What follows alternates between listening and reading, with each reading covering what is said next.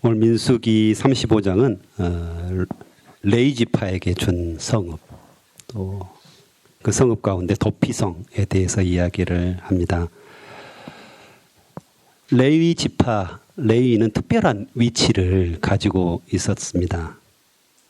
민수기 전체적으로 봐도 민수기 1장에 보면 이스라엘 민족의 전체 인구 조사가 있었는데요. 레위만 따로 이렇게 조사를 합니다. 그리고 진을 칠 때에도 이스라엘 백성들과 성막 사이에 진을 칩니다. 2장에서요. 또 3장에서도 보면 레위인들은 회막의 모든 기구들을 관리하는 그런 직분을 받습니다.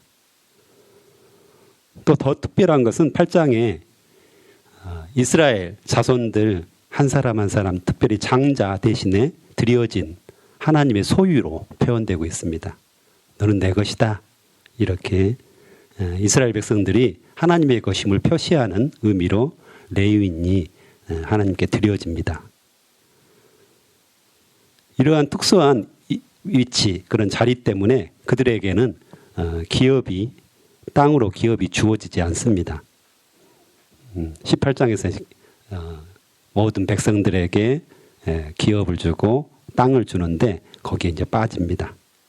그리고 오늘 성읍을 주게 되는데요. 48개 성읍을 레위인들에게 주어지는 것들을 알 수가 있습니다.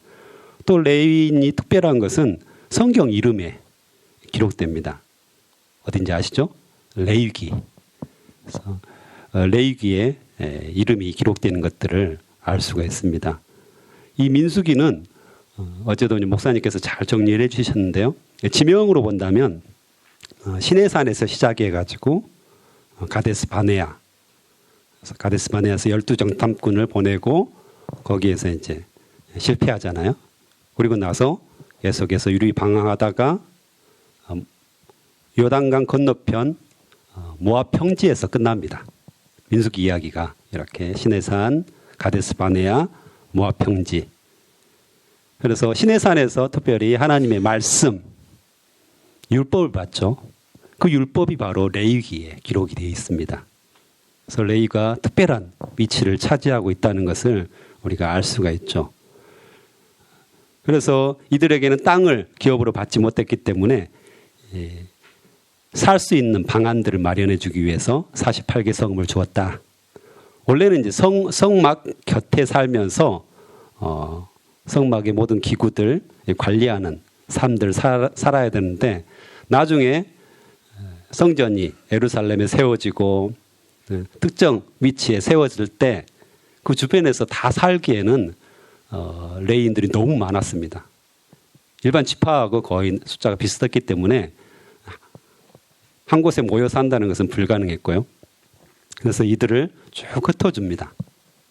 그래서 모든 이스라엘 그 가나안 땅 모든 곳에 48개 성읍을 정하고 그곳에 레위인들이 가서 살도록 그렇게 이야기를 하는데요. 그것은 특별한 이유가 있었습니다. 특별한 이유가 있었습니다. 레위인들만큼은 모든 이스라엘 전역에 흩어져 살게 했다는 거죠. 그게 바로 레위기를 통해서 우리가 엿볼 수 있는 것인데요. 레위인들은 하나님의 말씀을 맡은 자들입니다. 하나님의 말씀을 맡은 자로서 이 하나님의 말씀을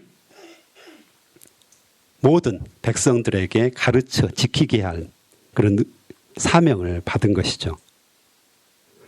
하나님의 율법, 하나님 나라의 법을 모든 백성들이 지키도록 이렇게 늘 가르치고 그것을 연구하고 또 가르치고 이런 일들을 하도록 하나님께서 임무를 맡기신 겁니다.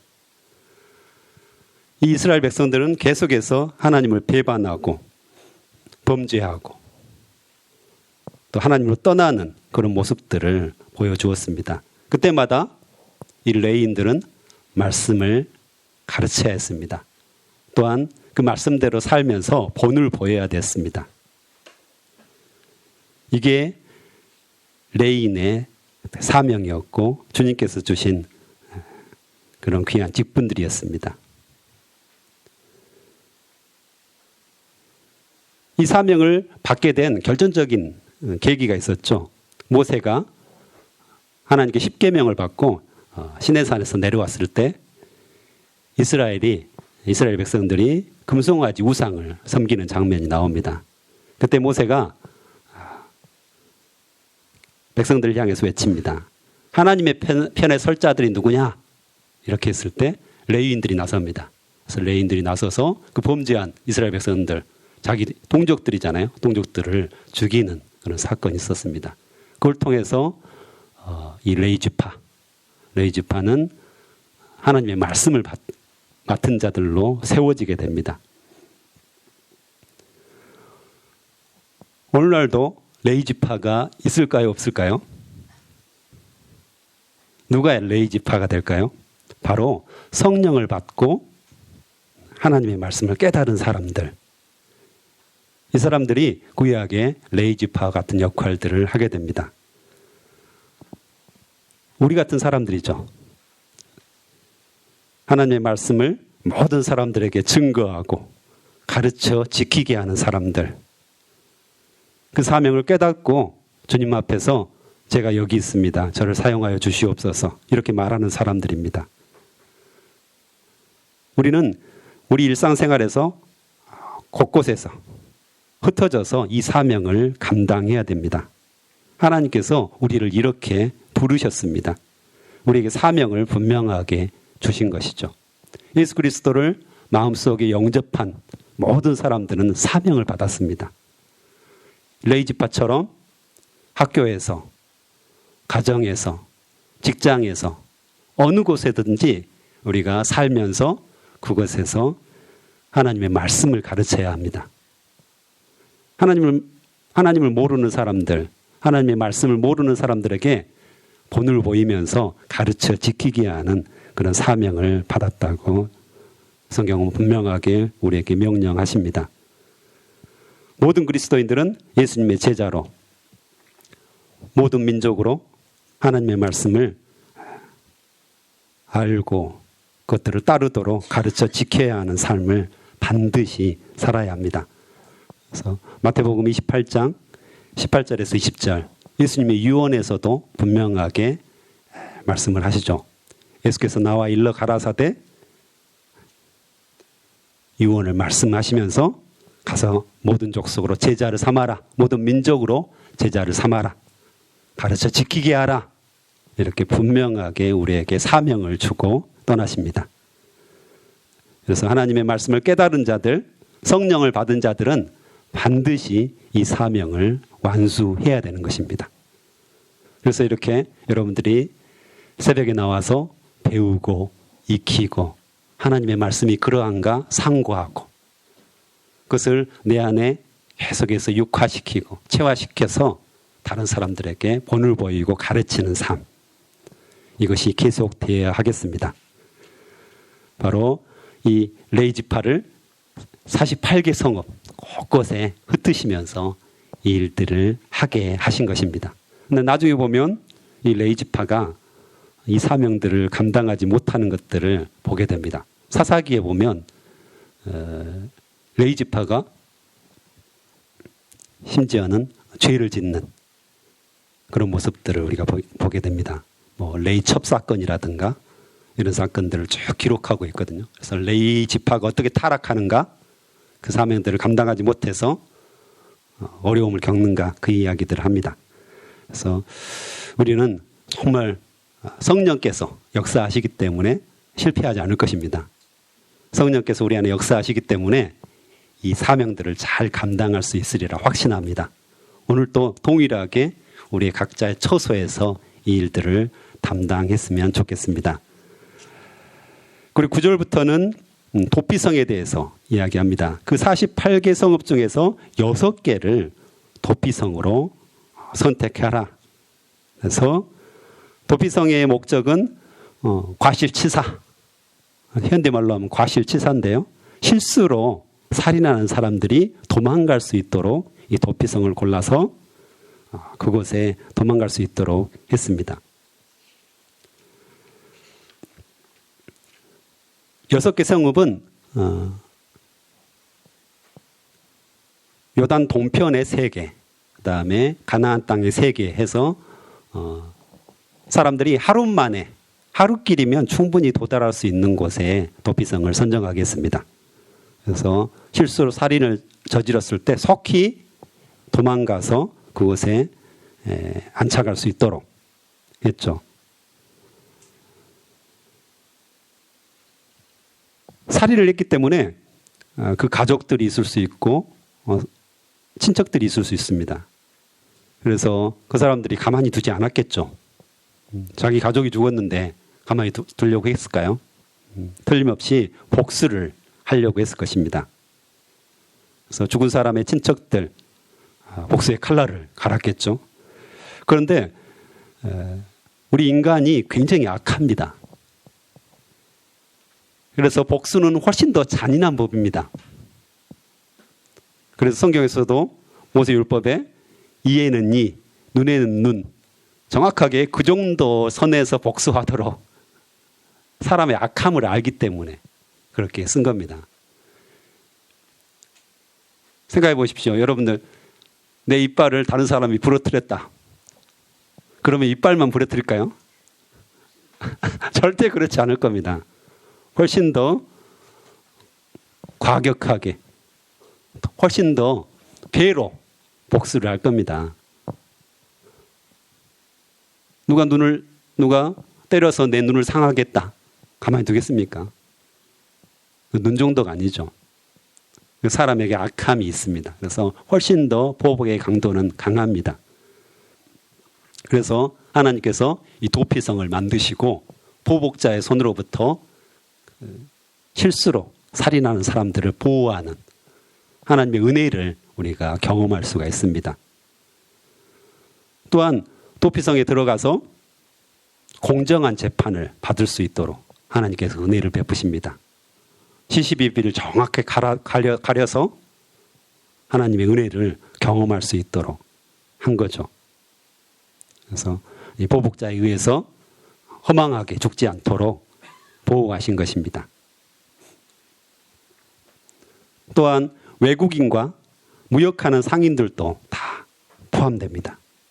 그래서 이들도 실수로 사람을 죽였을 때 도피성에 도피하고 하나님의 은혜를 경험하도록 그렇게 했다는 것입니다. 하지만 16절에서 21절에 보면 고의로 사람들을 죽인, 계획하고 숨어서 기다리다가 사람을 죽인 사람, 살인자죠. 이 사람들은 신속하게 응징하도록 합니다. 절대 보호하지 않습니다. 도피성에 들어갔을지라도 이 사람들은 끌어내서 죽이도록 합니다.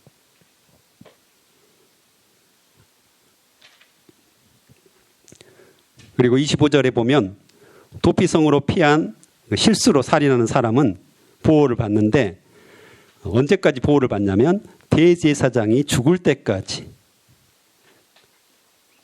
조건들이 있는 거죠. 대제사장이 죽을 때까지 또 그곳에 머물러야 합니다. 도피성 밖으로 나가면 죽을 수 있습니다. 도피성 밖으로 나가서 복수하는 사람들이 이 사람을 죽여도 어떻게 할 수가 없습니다. 그 말은 도피성이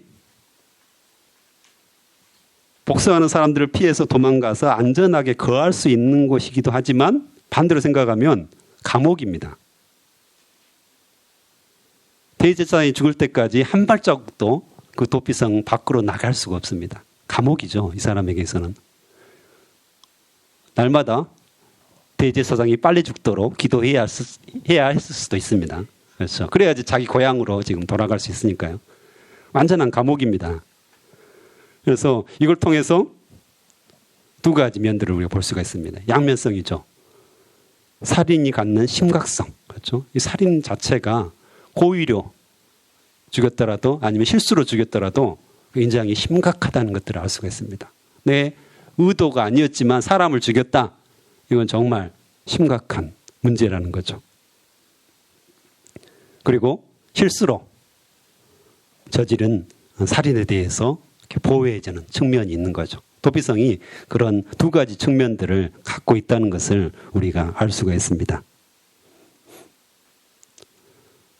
또한 28장에 보면 드디어 대제사장이 죽으면 그때는 자기 땅으로 돌아갈 수가 있었습니다. 이 대제사장이 죽었다는 것은 그 당시에는 한 세대를 마감하고 또 다른 세대가 시작하는 전환점이었습니다. 또한 대제사장, 이 사람이 죽음으로 말미암아서 살해당한 자의 피를 보상하는 그런 의미가 됩니다. 그래서 살인자의 피값을 대신 치른 것으로 인정이 되는 것입니다. 그래서 이제는 자기 고향으로 돌아가고 자유롭게 돌아간, 이미 이제 피값을 치렀다, 이런 개념으로 대사장의 죽음이 받아들여졌습니다.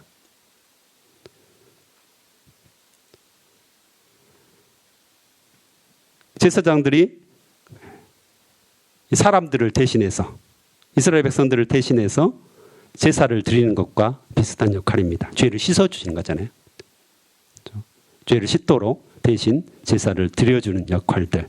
그래서 대제사장이 죽음으로 말미암아서 살인자의 핏값이 이제는 대신 치러졌다, 사해졌다, 이런 개념으로 사용되었던 것입니다. 창세기 9장 6절에 보면 이런 말씀이 나옵니다. 무릇 사람의 피를 흘리면 사람이 그 피를 흘릴 것이니 이는 하나님이 자기 형상대로 사람을 지었음이니라. 사람이 피를 흘리면 반드시 그 피를 흘려야 합니다. 그런 의미에서 대제사장의 죽음을 통하여서 그 죄값, 피를 흘린 죄값이 사해졌다, 이 이야기를 합니다. 어디서 많이 들어본 이야기죠. 바로 예수 그리스도, 대제사장 대신 예수 그리스도. 히브리서에서는 계속해서 예수님을 대제사장이라고 표현을 합니다. 이런 의미입니다. 예수 그리스도께서 죽으심으로 말미암아, 십자가에 피를 흘리심으로 말미암아 우리의 모든 죄가 사해졌고 대속이 되었다, 이런 의미를 포함하고 있습니다. 우리 죄가 예수 그리스도의 피로 말미암아 깨끗하게 되었고요, 죽을 죄에서 구원을 받는, 이제는 자유롭게 되는 그런 역사가 일어났습니다. 이때 대제사장이 죽으면 실수로 살인을 했던 자들이 도피성에서 자기 고향으로 돌아가는 것과 같은 의미입니다. 맥락입니다. 또 여러 가지 이야기들을 그 후로도 하는데요. 29절에서 32절까지 보면 살인죄가 성립되기 위해서는 증인들이 둘 또는 그 이상 있어야 된다, 이것도 이야기하고요. 또 대속할 금전을 받지 말라 이야기합니다. 돈으로 법망을 피해가려는 그런 악한 생각들, 그래서 경고를 하는데요. 사람보다 물질을 더 중요하게 여기는 그 악함을 경고하고 있습니다. 오늘날 우리는 물질 만능주의 시대에 살고 있습니다.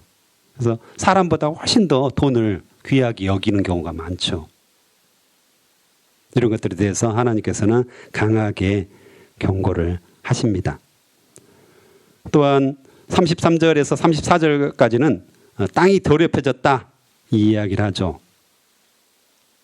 그래서 사람을 죽인 그 피 흘림으로 말미암아서 땅이 오염되었다라는 것들을 이야기하면서 창세기 보면 아벨의 피가 땅을 오염시키고 하나님께 호소했죠. 그래서 하나님께서 가인을 쫓아내서 위대하게 만드는 그런 결정적인 계기가 되잖아요.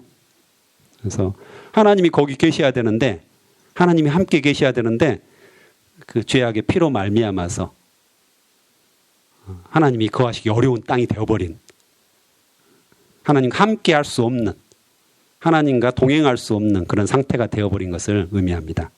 그래서 정결하게 깨끗하게 씻어낼 필요가 있는 거죠. 그래서 그 땅을 더럽히지 말라, 살인자의 피로 말미암아서 그 땅을 더럽히지 말라, 그렇게 분명하게 이야기하십니다. 우리 안에 죄가 있으면 하나님과 동행할 수 없고 하나님과 함께 할 수 없다는 것을 의미합니다. 그래서 하나님께서는 계속 우리를 바라보시지만 우리가 피를 흘리고 죄악 속에 거하면 우리가 하나님을 거부하는 그런 역사들이 일어난다는 것입니다. 오늘 말씀을 통해서 하나님께서는 레인에게 48개 성읍을 통하여서 흩어져서 살게 합니다. 흩어져서 하나님의 말씀을 가르쳐 지키게 하는 그 사명을 담당하도록 그렇게 살게 하십니다. 또한 6개의 도피성을 두셔서 하나님의 은혜를 경험하게 만드십니다. 하나님께서 어떻게 사람들을 보호하시고 하나님께서 어떻게 그들 안에 역사하시는가, 이것에 대해서 분명하게 실례를 들어주십니다. 하나님께서는 동일하게 지금도 우리에게 역사하십니다. 우리를 곳곳에 흩어져서 살게 하시면서 성령을 따라서 주의 말씀을 가르쳐 지키게 하는 사명을 우리에게 주셨습니다. 또한 도피성을 통해서 은혜를 주셨던 것처럼 계속해서 우리 일상생활에서 하나하나 세심하게 간섭하시고 역사하시고 우리가 그 은혜 안에 살도록 계속해서 부으십니다. 그 하나님을 우리가 바라보고 살았으면 좋겠습니다.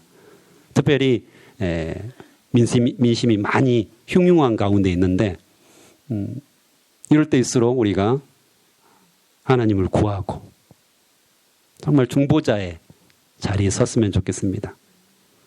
그들은 잘 알지 못합니다.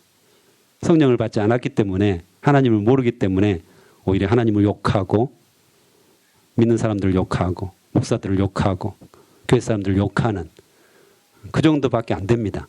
그래서 먼저 안 사람들이, 먼저 깨달은 사람들이 중보하고 기도하고 주님 저들의 죄를 용서하여 주시옵소서 뿐만 아니라 우리의 모습을 살펴보면서 내 안에 죄가 있는지, 회개해야 할 죄가 있는지 살펴보고 주님 앞에 무릎 꿇는, 이게 지금 하나님께서 우리에게 요구하시는 그런 자세인 것 같습니다.